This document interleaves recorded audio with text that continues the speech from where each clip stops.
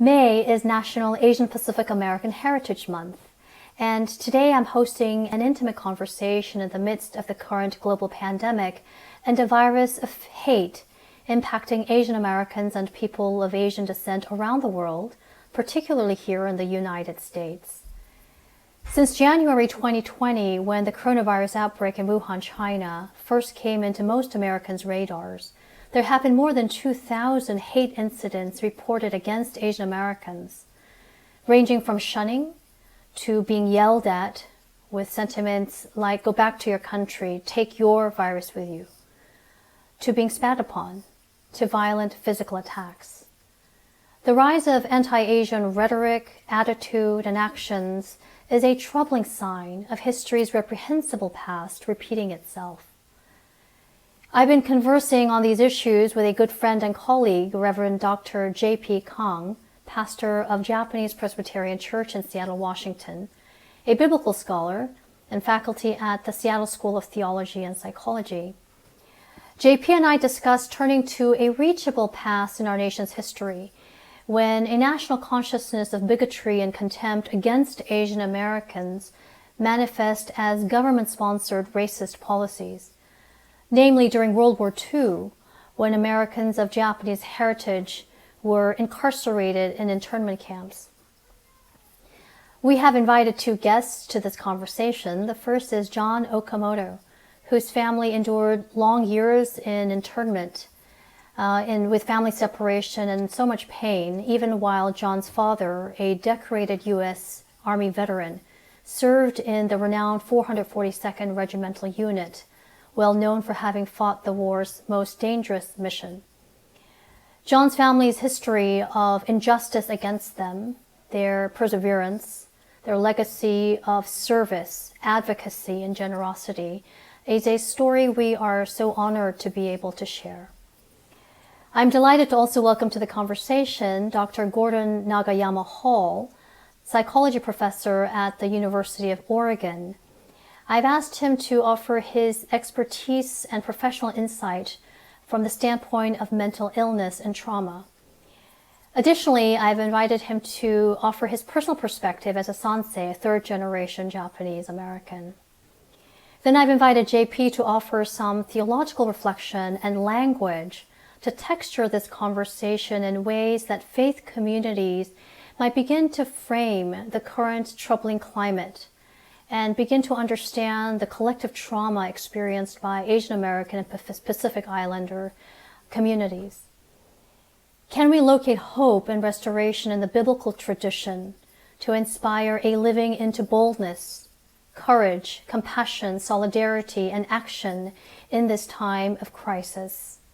I hope you'll enjoy this conversation. Thank you very much, Charlene. It's a pleasure to have the conversation.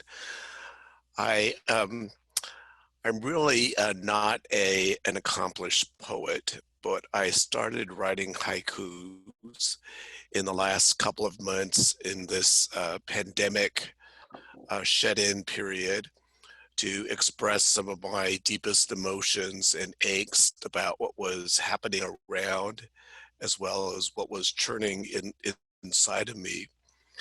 This haiku, I wrote it in part because my daughter is a doctor and is often in the ICU with some of the sickest patients who are undergoing the virus. It reads, Asian physician battles virus at the clinic, battles hate on the street. I think it also, leading into my family history, it ties in quite well with the experiences that my grandparents and my parents faced during World War II. I am a third generation Japanese American, which means my grandparents came from Japan. On one side came because of economic necessity, and came to the United States, for a better life, much like we see the immigrants who come to our nation now come to the United States for a better life, for better security, for a future for their children. So they came to the United States. They settled in Seattle. It was a very hard life. My grandfather, worked at various odd jobs, whatever he could get, including being in the timber business. There was a lot of labor jobs that were available for Japanese immigrants who worked on the cheap, and eventually ended up being like a farmer on another person's property. One of those deals where you cleared the land, and in exchange you could use the land, and you paid a portion of your harvest to the landholder. They would then take what harvest they would have, and they would truck it into our local farmers market in now downtown Seattle. My father, who was very young, probably, 10 or 11 years old, would drive a used truck down early in the morning to the market, drop his father off, where his father could sell, then return to the farm and harvest food and have it ready for the next day. In that life, which was very meager, the war broke out. World War II broke out, and his family was then sent to concentration camps, where they really did not know, what their future was. Had a lot of questions, in some ways, questions that I think we have had during this pandemic of what's the future going to look like? Will we survive? How do we get our food? Will we get sick? Will there be hospitals? I mean, questions like that, probably even more numerous than what we're facing today. And out of that, then my father, with many of his peers, decided that they would, they would sign up for the military, and that they would serve in the military. I think in part as a means to demonstrate to the American public that they were worthy Americans. So even though their families were in concentration camps, they went into the army. My father served in Europe with the 442. I think that experience of seeing many of his friends killed and injured, he pretty much then committed his life to, to honor their sacrifices that they had made. They returned back after the war back to Seattle, not knowing exactly was it going to be a hostile environment or friendly environment. He himself was a trained auto mechanic, certified auto mechanic, and could not find work anywhere in the private sector. But one employer, a public sector employer, the city of Seattle, hired him based on the merits that he could repair cars.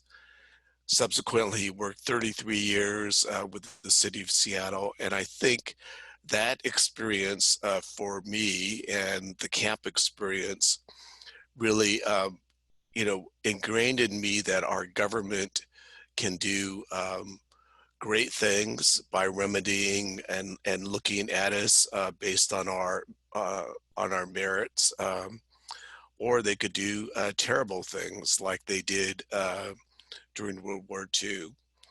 So in my own life, I committed myself to public service and entering into that career. maybe another story I would tell about my father, which I think really came out of his camp experience and the pain of seeing his buddies killed and injured. Um, there's a veterans group in the Seattle area called Nisei Veterans Committee. That Veterans Committee was formed in itself because Japanese American soldiers were not allowed in other veterans groups following World War II. So they formed their own association, and the tradition around this time of year, around Memorial Day, was to honor those killed during World War II by taking flowers to the parents who had lost their sons during World War II. So my father was tasked to take flowers to a first generation Issei, a man who had lost his son. They're called Gold Star parents. And in that visit to this elderly man in a nursing home, he asked my dad for spare change. And my father didn't understand why he wanted spare change. And as they were conversing more, my father discovered that this man could not get normal treatment in the nursing home without giving extra money to his attendants. And my dad said he was so outraged that this father who had sacrificed his son for our country could not get the same kind of care as others in the nursing home. So out of that, that anger, he and some other of his friends, I call them drinking buddies, and I'm sure the drinking probably helped in their creativity and boldness, decided that they were going to start a nonprofit and create a nursing home for elderly Japanese. And he did that. There's the first nursing home was actually blocks away from our church, blocks away from JP's house, and that got extended. They built a larger facility, a 250 bed facility, a senior condo unit, and then a assisted living facility. So out of that, those times of discrimination and pain, I think some good things came out of it. And certainly for me, it's deep within my DNA.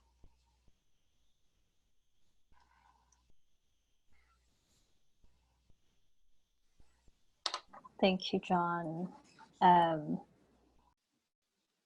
It's hard not to be just utterly moved by your family's story and the persistent hope and this persistent desire for service is really poignant. As you look at what's happening around you there in Seattle and kind of around this country, in light of kind of the insinuations and rhetoric against people of Asian descent,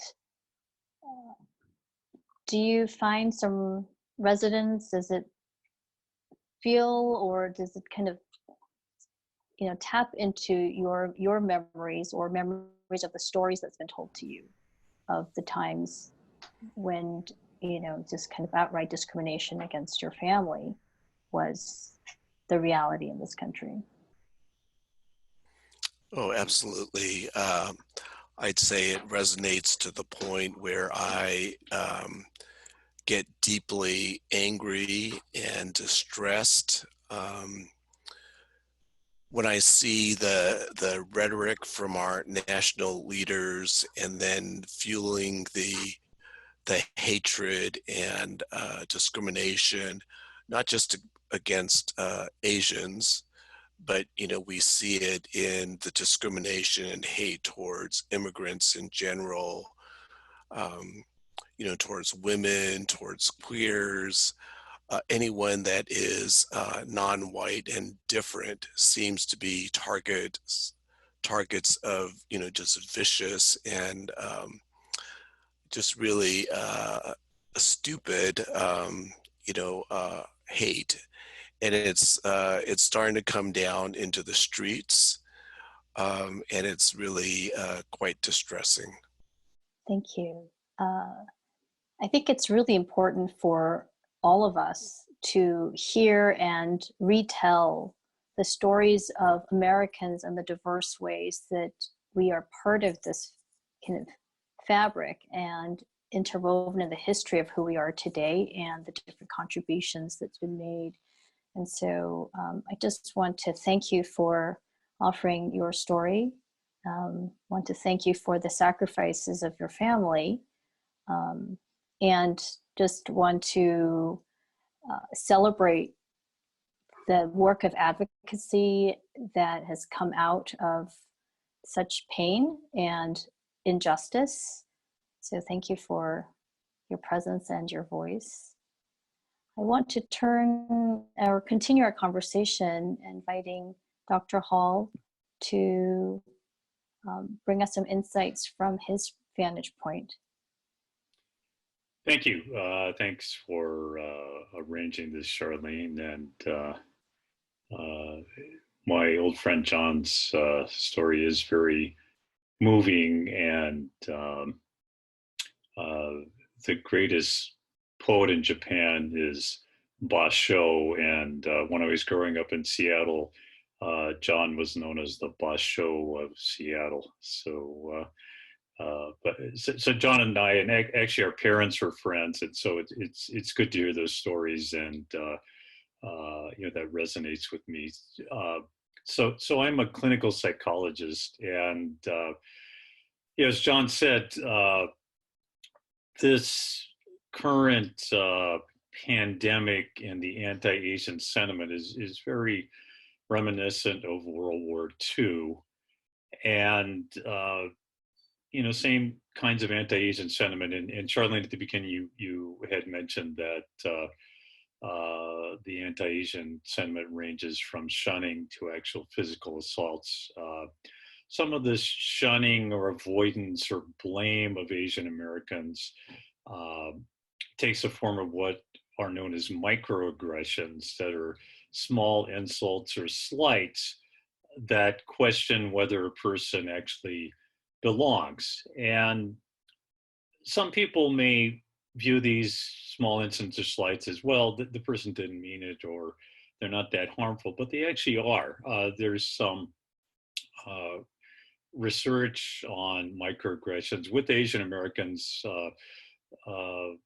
in which people who experience these microaggressions, such as where you're from, or your English is good, or Asians are good in math, those could seem like harmless incidents, but they do affect a person's mental and physical health. And so these are serious serious problems. So calling the pandemic a Chinese virus, or blaming Asian Americans for this, or shunning a person at a grocery store who's an Asian American and wearing a mask, those can have mental health effects. And so it's important for these incidents to be taken seriously, both by people who experience them and also by the public, to see that this is a real issue, and this is a problem. And unfortunately, Asian Americans are largely invisible to society, in part because Asian Americans are seen as model minorities who don't have problems, or who have a lot of education and resources and are somehow immune to these problems. But that certainly is not the case. And these are serious problems that affect mental health. And another reason that Asian Americans are not on the radar is that Asian Americans are the least likely ethnic group to seek mental health services. So because Asian Americans aren't represented in the mental health system, they're again invisible. And the assumption by some is that there aren't mental health problems among Asian Americans, but there actually are. And in some recent work I've been doing, part of the reason that Asian Americans don't seek mental health services is because they don't find them personally relevant. The mental health system, the way it's set up, isn't very responsive to the needs of Asian Americans. The conventional mental health services situate the problem within the individual as a mental illness. But what I found in my work is that Asian Americans are looking for something more pragmatic, more practical, something that's focused on problem solving rather than a personal mental illness. And this focus on problem solving can help a person save face. It doesn't involve the stigma of a mental illness, and can actually help a person be less depressed and improve their mental health. So in terms of this segment, there's some practical things that a person can do. An Asian American who is a target of these anti-Asian acts. First, I think it's important for a person to have social support, to know that others experience this too, that they're not alone, that there's not something wrong with them, that it's not their fault, that this is a common experience, and it's something that they can share with others, and by sharing with others, they can actually help others. I think sometimes Asian Americans tend to keep these incidents to themselves because they don't want to upset others, or they don't want their own issues to take up someone else's time or burden others. But by sharing these problems with others, they can actually help others and help them be aware of these issues. Also, there's some practical things that a person can do. John is a great example of coping. One is to do things like write one's thoughts, keep a journal, write haikus. Another is more social action or even political action to organize a community and to make the community aware of these issues and to repudiate these acts of anti-Asian sentiment. Other practical things that one can do are to, if someone, excuse me, experiences anti-Asian discrimination in a store, for example, you can talk to the manager and or just do some practical things, like if you're going to go grocery shopping, have someone go with you. Maybe even alert the manager in advance that you're coming there, you experience problems. So there's some practical things one can do, but I think it's important that this happens with social support. So church contexts, I think, are another way to get this social support, to address this in church, to talk about this with church friends, maybe even have a Sunday school class addressing these issues, to help people understand that they're not alone, and to really benefit from the ideas of others and organizing against this. But I think the bottom line is that these issues need to come to the awareness of the public much more, to see that these are serious problems, and they're not just minor incidents where someone's being too sensitive or something like that. These types of anti-Asian acts have serious mental health consequences and need to be taken seriously.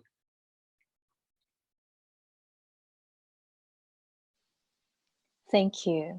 I think it's really helpful to just have those kind of tools.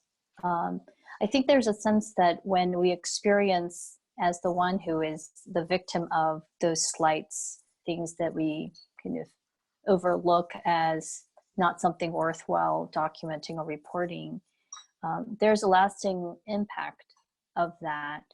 And there's a sense of shame, self-shame. Can you speak to that? And you talked about having a social network, but it's hard to speak about an experience where you are the victim of that situation. Mm-hmm. Can you encourage people the importance of, using your words and putting it out beyond, and how do you kind of cut through that sense of embarrassment or shame from that hurt? Yeah, so, I think the sense of shame often comes from feeling like one is responsible for this or did something wrong, or I wore a mask in public and people were afraid. But, that's not your fault. And I think, part of there's a cultural reason for the shame. We're taught as Asian Americans often to suppress our emotions or not upset others, or not upset interpersonal harmony. But I think also part of this is the fault of the mental health models that we have that situates psychological problems as within the individual. It's a mental illness that's a personal problem, but this is not a personal problem. The problem lies outside the person that's the target. The problem lies with the person who's the perpetrator of these problems. And so I think that needs to be understood. And also, as I said earlier, sharing this with others can actually help others. So I think, rather than being concerned about upsetting others or burdening others with your problems, by sharing your experiences, you can actually help others who may have experienced this also, or help others to prevent this or process these kinds of things, or be prepared for them if it happens to them. So, but I think, many Asian cultures have highly value self-restraint, and so we're not taught to do this. But I put some of the blame on the mental health system too, that creates this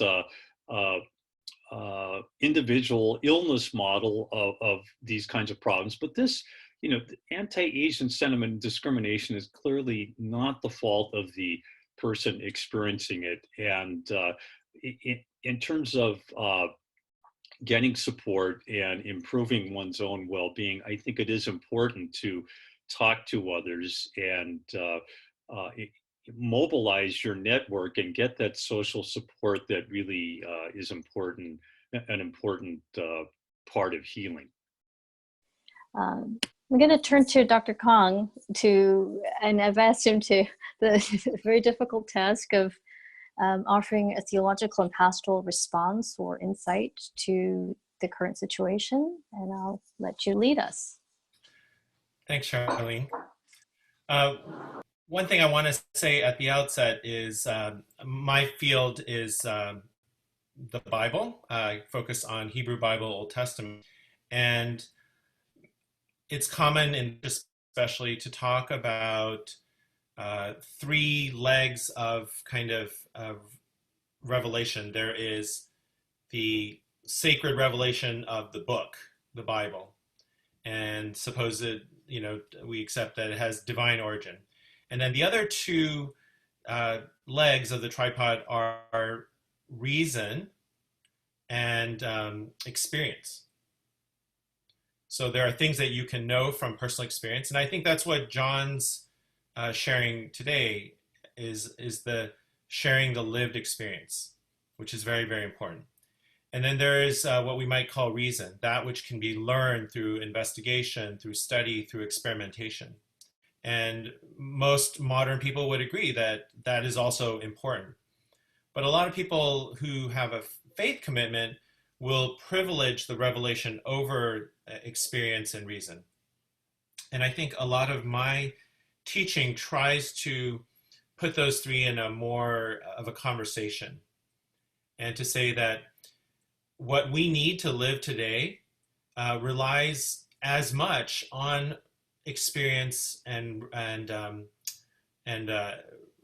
reason, that it's not just all about, what is God saying to me or to us through the pages of the Bible. So I want to say that what you have shared is extremely valuable and needs to be heeded in our current situation. As you know, we're not divorced from the past. We continue to learn from the past, and we continue to learn from ongoing research and science, and all of those things are valuable. And I think I want to lift up again what I heard Dr. Hall saying, which is that there is physical safety in numbers, right? Being not alone when you are going somewhere where there might be greater risk. But then there's also the emotional, psychological safety in knowing that you are not alone.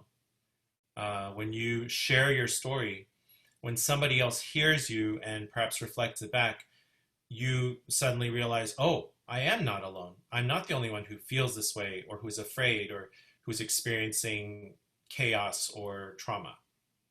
So yeah, I that's one of the last things I heard Gordy sharing that I wanted to amplify.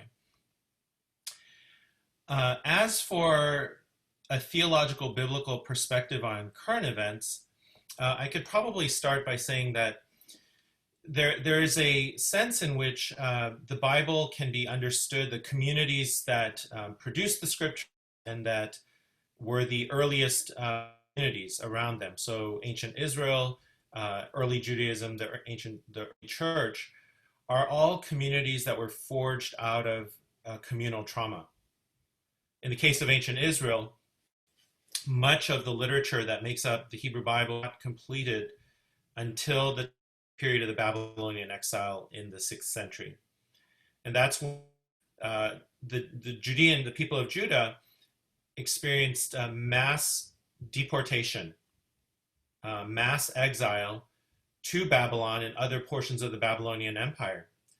And I use every year when I teach about the exile, because this is such a formative event on the formation of the Old Testament, I use the example of the Japanese American internment during World War II, which is often news to my students who have maybe only seen it as a passing sentence in their history books, to explain that mass deportation is still a modern phenomenon. It's still happening today with refugee populations. So the more we can understand the upheaval, the psychological trauma, the death, the separation of what has happened to people who are still alive today, when we turn to the pages of the prophets and the historians in Kings and Jeremiah, Isaiah, Ezekiel, we can get a little bit of insight into what that experience was like for them. And so I liken the Babylonian exile to other modern events like the Japanese American internment, as well as events like 9/11. Right? There is a sense of before and after to those events.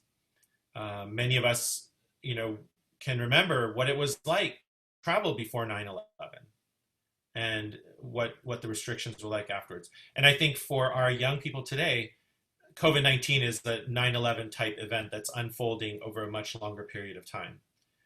Life before and life after. So I think that it goes both ways. There are resources within the Bible that help us understand the moment we are going through now. And I think the primary category is this experience of exile. In the New Testament period, it was probably the destruction of the temple. When Roman authorities destroyed the national center of the Jewish people and the sacrificial cult that was so important. And in the disruption that followed, whether it was in 6th century Babylon or Palestine, people were forced to be creative. The innovation of synagogue worship came out of now that you could no longer have a centralized sanctuary. So the rituals and the liturgies of the synagogue came out of that. In the same way, the response to the Babylonian exile was the finalization of a national story that went back to the Garden of Eden, to patriarchal and matriarchal figures that became the national story. Remember our ancestor Abraham and Sarai and their sons and their sons and grandsons and the whole history in Egypt. So when I teach these things, I try my hardest to explain that the concerns of the biblical writers are overlap so much with the existential crises we face today. And I try to bring the study of the Bible into conversation with science, with modern history, with modern movements, and to try to even out that tripod that I was talking about at the beginning. That while many people come in as people who, for most of their lives, have had the Bible as a heavy-handed authority to the point where they're recovering from it, to say, no, your experience matters in how you read. Your reason matters. Your ability to read carefully and to analyze what is happening in this text from the Iron Age can have something to say in the middle of, climate change, in the middle of movements for racial equity, for the identities of people who are different from some, arbitrarily determined norm. So that's kind of probably what I would say initially as a way to talk about biblical and theological foundations for a response to the current crisis. Thank you, JP. I think that's going to inspire a lot of people to read the Bible and read the Old Testament again, and with those lenses. What struck me from from what you shared is the sense of kind of reemergence. How does people reemerge from on the other side of that kind of big, story narrative changing event? In my own teaching, I do an activity or an exercise with my students at the end of a course that deals with, social justice. And I could call that borrow my vision. And I invite students to dream an improbable vision. Improbable only because it's not the path of least resistance. It's not what we can anticipate or expect, but still possible. Because of what we bring to the table and the conversations that we have. So I find this dialogue to be an act of activism and resistance in putting forth these stories and these insights from people who look like us to a public forum of some sort. So I want to invite each of you to perhaps share your vision of how you hope that we emerge as a whole collection from this. My fear and what has kind of brought about my own, small portion of activism at this time is this fear that these, microaggressions and, more violent attacks, words that are spoken amongst regular citizens and words that are spoken amongst our leaders who have, a much more amplified platform, can lead to some really dangerous policy, can also lead to violence on the streets. I think, John, you alluded to that as well. And we can turn into a very different normalcy, and it impacts people unevenly. And I think about how it will impact people that look like me, my children, our children, and as a whole. I mean, anytime we have a society where such kind of hostility and racist attitudes and sentiments, is kind of a cultural consciousness that injures all of us as a whole. So I want to invite you to, add any additional comments, but then also to help us to borrow your vision of how you hope that we reemerge from this pandemic. I can go first. I think I want to pick up that, Charlene, you used the word emergence out of this kind of period where the future looks so uncertain. I think that, when we look at the Bible and the response to that corporate national trauma, was the deposit is literary. What we have are the stories and the poems, the songs, and most powerful, I think, are the laments. which the largest category of Psalms, probably 70 or 80, are laments, where it's individual or corporate sort of pouring out of anguish and doubt and despair and anger to God. And we see the lament also in books like Lamentations, weeping over the destruction of the city. And so I think, John, your haiku was a lament. It laments the way things are, and implicitly imagines a better future, that things could be different.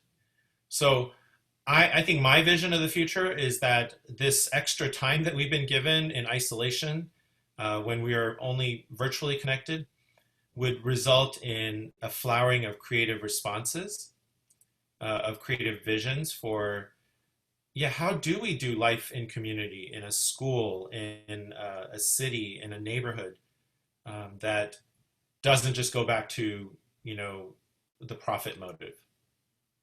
That's my hope. It may be a naive hope, but I think those values I see in the Bible of justice and equity. I spent a lot of time thinking about that in my quarantine isolation. Shall I call on you? No, there was John. Thank you, John. I was going to defer to the doctor. I have to believe that things will get better. And in some ways, the pandemic will prove that there are forces beyond our control, and that they can only be managed through goodwill, through global cooperation, through compassion and care, through good science. And so I do hope that as dramatic as this has been, we will see a new day, not a return to the old day, but a new day. As also in the, in some ways, the pandemic and the national rhetoric has only brought forward, I think, illness in our society that already existed, and makes it more visible, and allows for people of goodwill, good hearts, to step forward and say that this is not who we want to be. And I hope that, like I did in 2016, I hope in 2020 that the voices of those people will come forward, and we will see a different leadership, a new leadership that draws us together, that binds us as people of goodwill, and a more inclusive society. So those are good visions. So I'm going to be a cynic for a moment, and then hopefully propose a more hopeful vision. But people, human beings, tend to adapt to situations and seek balance, or what biology calls homeostasis. So even after the 9/11 incidents, people who were in New York, who were at ground zero, I mean, they forgot a lot about of what happened. They know, they knew the actual historical events and so forth, but they kind of forgot about the experience in life. Kind of went back to normal. And so my fear is that we will get, people want to get back to normal, and as arduous as this pandemic has been, at some point, people will forget some of these lessons and want to go back to their own, to what is normal. And so, as we've talked about, these incidents of anti-Asian discrimination are not new. They've occurred and recurred throughout history, and it is discouraging to see this again. And as John said, this pandemic exposes some of the disparities that exist in our society. And I guess the question is, what are we going to do with this? I've been talking about invisibility of Asian Americans. So since 1992, the National Institutes of Health has devoted, in terms of funded grant projects, so grant projects funded by the National Institute of Health, of those, only 0.17% of these National Institutes of Health grant projects, 0.17% of these grants have gone to topics focused on Asian Americans. And this is all kinds of health, not just mental health, physical health, cancer, things like that. So Asian Americans are really ignored, I think, by our society as a whole. So my best hope is that this pandemic shines a light on Asian Americans and other groups who experience disparities. And as JP and John have mentioned, that we realize that we are part of a community and that we need each other, and that we need to work together to get out of this. I mean, even quarantining has required cooperation, people wearing masks. I mean, these are things that we typically don't do, but so I think the best outcome could be the sense of community that is created here, and that we could go on with this. My fear, though, is that once we get back to normal, whatever that is, or that once society's opened up again, people forget these lessons. But I think my hope is that because these disparities are exposed, that people will realize that we're a community, we're a national and world community, and we need to work together and help each other. And the only way forward is as a community. Thank you, Gordy. I think hope grounded in reality and acknowledging some cynicism is more hopeful. So thank you. That gives me a lot of hope.